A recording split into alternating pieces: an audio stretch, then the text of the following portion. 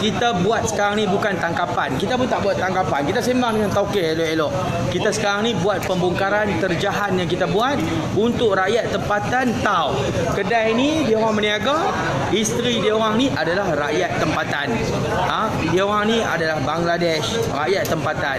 Dan ada di antara kedai-kedai yang gunakan nama rakyat tempatan. Tetapi kerajaan kita sekarang ni mestilah kena ada satu undang-undang.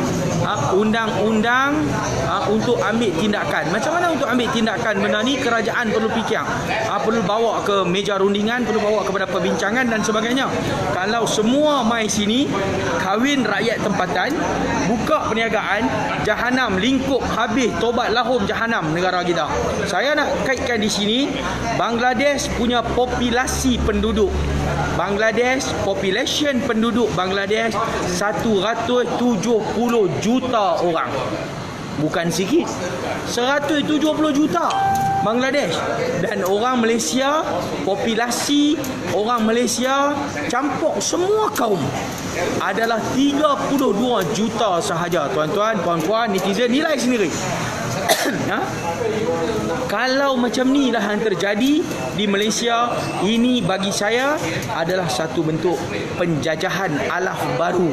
Penjajahan, mai sini guna calling visa, mai sini melibatkan guna pelancong, masuk guna visa, mai sini kahwin rakyat tempatan, boleh duduk sini.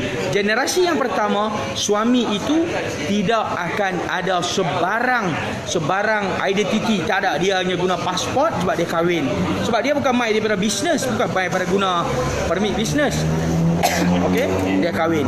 Generasi yang kedua, tolong share live saya. Generasi yang kedua, mereka akan menjadi warga negara. Macam mana generasi yang kedua? Apabila anak tadi lahir, anak itu adalah warga negara. Bos, you ni anak sini kan dia tulis warga negara, betul ya? Dia anak warga negara. Dia bukan bubuk Bangla warga negara, betul? Dia warga negara mana? Malaysia. Okey. Generasi yang kedua, mereka akan jadi warga negara. Okey. 170 juta populasi. Malaysia ada 32 population. Bangladesh 170 juta orang, betul ya? Okey. Second generation, mereka akan jadi warga negara. Third generation, anak dia besar lagi 20 tahun, anak dia kahwin, cucu dia akan jadi warga negara. Okey, third generation solid warga negara, dan dia sekarang ni akan mohon PR. Dia akan mohon PR. 10 tahun dia boleh mohon PR. 5 tahun dia boleh masuk permohonan PR. 10 tahun dia boleh masuk permohonan PR. Dan dia akan guna IC merah. Dia panggil permanent resident. Dia tak boleh mengundi, tapi anak dia boleh mengundi. Dia tak boleh mengundi, anak dia boleh mendapat hak sama rata seperti anak-anak kita. Bermakna ini kerajaan perlu segera pantau, segera tengok. Ini masalah yang serius, penjajahan alam baru ini. Okey. Generasi yang ketiga, anak dia warga negara, cucu dia warga negara. Dan generasi yang pertama, bapa tadi akan mohon PR.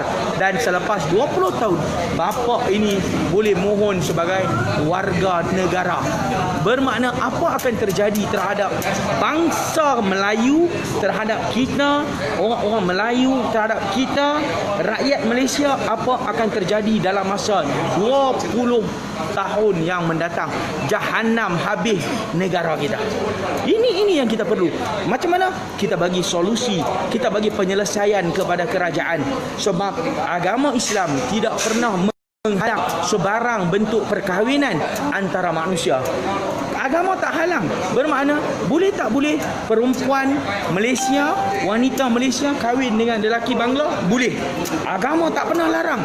Agama memberi cukup syarat, cukup semua, boleh kahwin antara wanita tempatan dan juga warga asing pula lelaki.